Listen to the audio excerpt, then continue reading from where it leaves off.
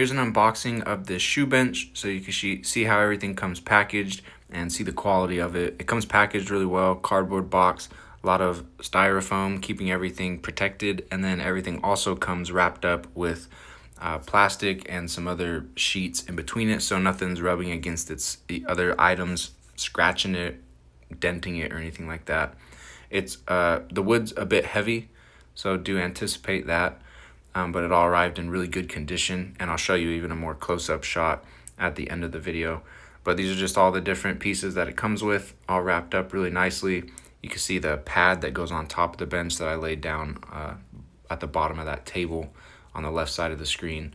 But here's a look at everything up close. Really, really nice condition, really nice looking wood, and the cushion also arrived in great condition.